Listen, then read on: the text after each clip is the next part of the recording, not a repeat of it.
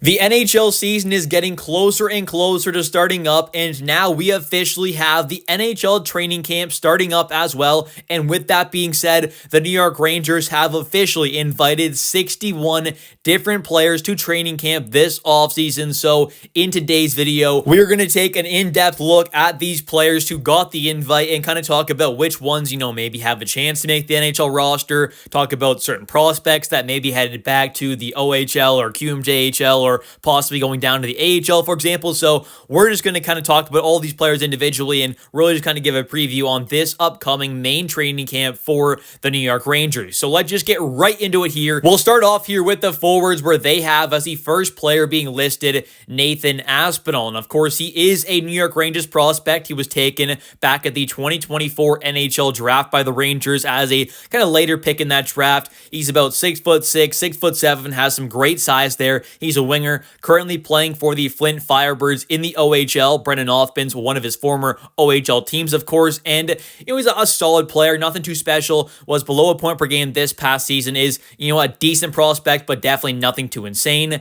Then you've got Brett Berard, who of course is a higher tier prospect in the Rangers system. He will definitely have a shot at making this NHL lineup right for opening night, but very well might not end up doing so. There's going to be some really tough competition for a select few spots that do remain available. Next up here, we've got Anton Blid, who is just a good AHL player, and that's where he'll be, of course, starting this upcoming season once again, I'm sure. Then you've got Raul Boilard, an unsigned draft pick by the Rangers. He's one of the better center prospects in the Rangers system right now, but he will, of course, be going back to his QMJHL team.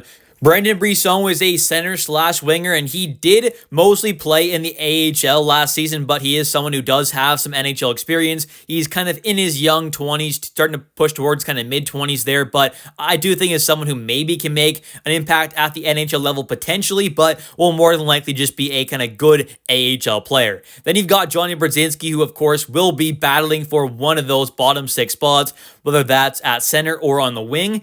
He'll be battling for any kind of spot possible in that bottom six and will likely be, with the NHL team to begin this season. Then you've got Sam Carrick, who, of course, will be the fourth line center. I can pretty much guarantee that. And he does a pretty great job at that role. He's not anything much better than a fourth line center, of course, but he is just a really great fit for that kind of a spot. Then you've got prospect Yaroslav Melash, who is a massive 6'5" winger, had a decent season with the Hartford Wolfpack, didn't put up any kind of crazy numbers, but is a fairly talented, big, physical kind of winger, so maybe he ends up developing into something, who knows, but will definitely start this season in the AHL. Everyone knows the next player here, of course, and that is Will Cooley. He was the breakout player from this past season for the Rangers, and once again, I'm hoping he can kind of take another step in his development potentially. He's still very young. He's a very, very talented two-way physical winger, and I definitely think he's got a lot more room to grow in his development potentially, and of course, he will be more than likely in that top six to begin this season in the NHL.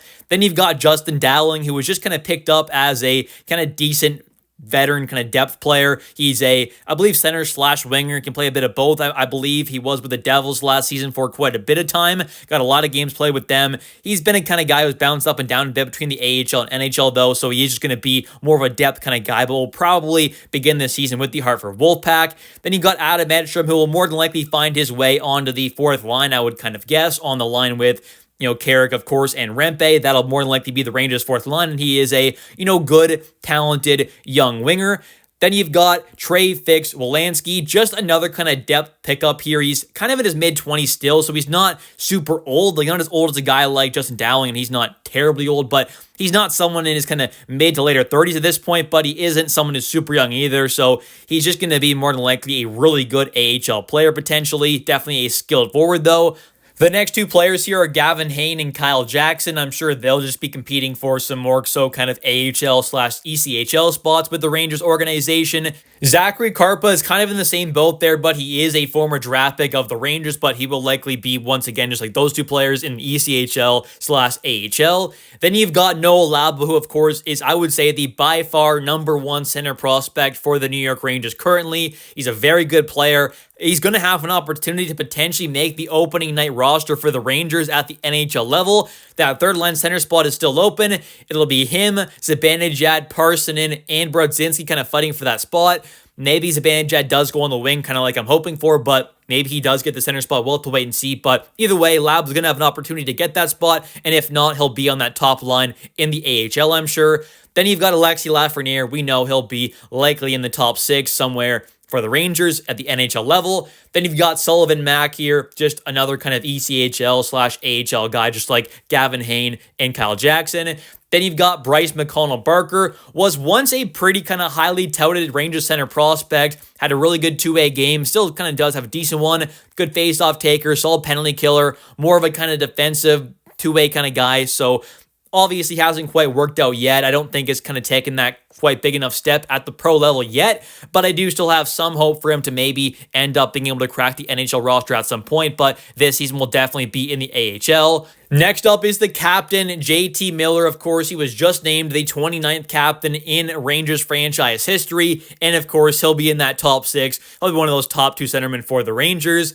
Then you've got Brennan Hoffman, who will be competing for one of those winger spots, somewhere in that top 9, I'm sure. Whether or not he gets one, we'll have to wait and see, but it's going to be some strong competition. If he doesn't make the NHL squad, I'm sure he'll be on that top line in the AHL. Then you've got Artemi Panarin, who, of course, is the Rangers' star top point producing forward, so he'll be up there, of course, on the top line or even the top 6 for sure. Then you've got Juuso Parssinen, who will be competing for one of those, third line spots there. I'm sure it'll be for that center spot more than likely, though, because he is, primary center. Whether or not he gets that spot is yet to be seen because there's going to be, like I said, kind of 4 guys probably fighting for that spot. So it'll be interesting, but he is, one of the guys definitely in the running. Then you've got Gabe Perreault, who just like Hoffman will either get some kind of a top 9 role for the Rangers at the NHL level, or he'll be on that top line, I'm sure, in the AHL. Then you've got Taylor Radish, who was just signed to a 2-year deal this past offseason, and he, of course, is a solid kind of third line winger, bottom 6 kind of guy. Then you've got Matt Rempe, who we know is more than likely going to be on that 4th line for the Rangers alongside Adam Edstrom and Sam Carrick. Next is Dylan Rubrecht, who you could argue is the second best center prospect right now in the Rangers system. He's a center/wing prospect and play either one, but he is a very talented, massive 6'7" guy there. Of course, did play for the Oshawa Generals the last few seasons, but this past season did play for the Hartford Wolfpack for the entirety of it, and that's where he'll be more than likely once again for this upcoming season, but is a pretty highly touted prospect and does have some potential to maybe be an NHL player one day. Then you've got Connor Sheary, who just picked up on a PTO, a professional tryout option. Just kind of a solid veteran body to have at camp. Maybe he ends up signing a full-time deal with the team. Then we've got Adam Sikora, a former second-round pick of the Rangers. Of course, he is a pretty solid prospect. Had a bit of a disappointing year kind of in the AHL. Didn't put up quite the numbers I was hoping to see, but he still is a pretty young prospect. He's a winger, of course, more of a kind of two-way defensive kind of guy who can kill penalties and just be a kind of good Swiss Army knife type player. Bring some toughness, energy, physicality, decent offensive game. Pretty solid defensive game, but not going to be anything too flashy. So just an all-around solid prospect, and he'll be once again in the AHL with the Wolfpack. Next is Kerry Terrence, a solid two-way center prospect. He's known as having a pretty good defensive game, being a pretty gritty, kind of tough player. So that's kind of nice to have a guy like that. Kind of projects as more of a probably bottom 6 centerman, but could maybe end up one day being a pretty good NHL player. But we'll start this season more than likely, of course, in the AHL. Then you got Vincent Trocheck, who we all know will be one of those top 6 centermen alongside JT Miller for the Rangers. Next up is Kalle Vesinen, a Finnish wing prospect who was a former draft pick of the Rangers, who's now 22 and it seems like we'll be joining the Wolfpack. Then you've got Mika Zibanejad to finish things off for the forwards, who we all know will be one of the top forwards for this team, hopefully for this upcoming season. Then you've got for the defenseman now, Will Borgen, who we all know will be in that top 4 more than likely for the Rangers, but if not, will definitely be in that top 6 guaranteed for the Rangers. Jackson Dorrington, one of the top Rangers defense prospects right now in the system. He was picked up in that JT Miller trade that came over from the Vancouver Canucks in that package. Then you've got Casey Fitzgerald, just a solid kind of AHL level defenseman. Adam Fox and Gavrikov, the next 2 guys here, we know they're more than likely going to be on that top pair together to begin this season at the NHL level.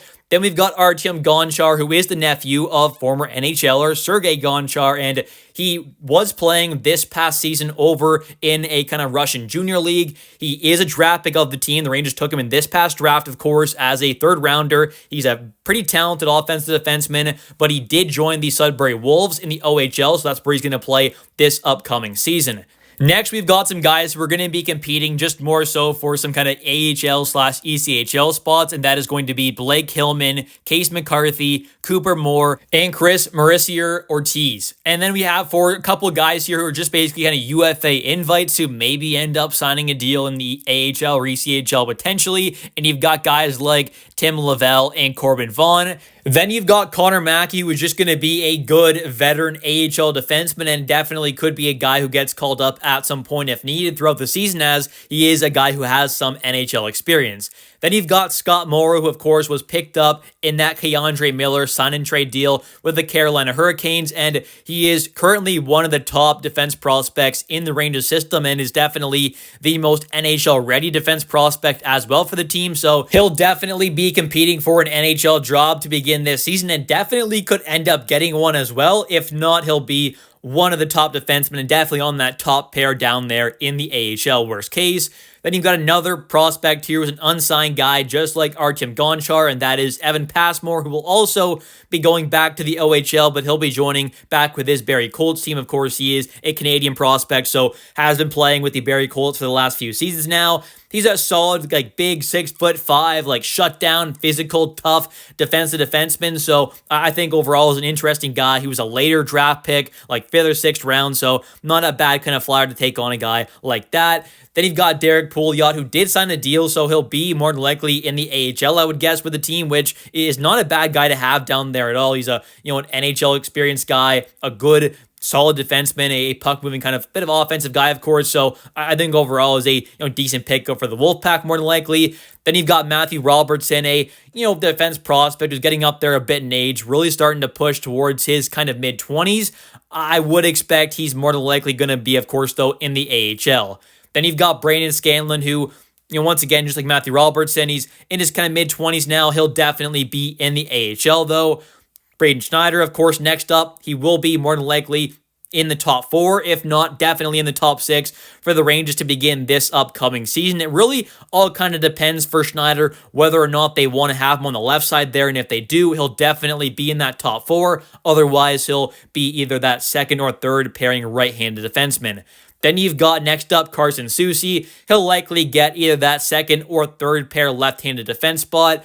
It'll be him or Braden Schneider as that second pairing left-handed defenseman, and that's kind of why I do want to see Schneider, of course, make the jump to the left so we don't have to see Soucy in that top 4. Next, we've got Andre Suster, who is a big, tougher, sort of physical defensive defenseman, of course. He's been playing the last couple seasons over in Europe, but does have a lot of experience playing in the NHL and the AHL in North America, of course, so could be a pretty great guy to have down there with the Wolfpack that maybe could end up getting called up at some point. And for the final defenseman listed, it is Urho Vakanainen, who, of course, did sign an extension with the Rangers this past season and will be more than likely the team's sort of number 7 defenseman to begin this season. Now, moving on to the goaltenders, though, we have the first one being Talon Boyko, who did have a really good season this past one in the ECHL and AHL. He is 6'7". He's in his early 20s still. He's a pretty good prospect, and I definitely would imagine it'll come down to kind of him or Callum Tongue, we'll talk about in a second,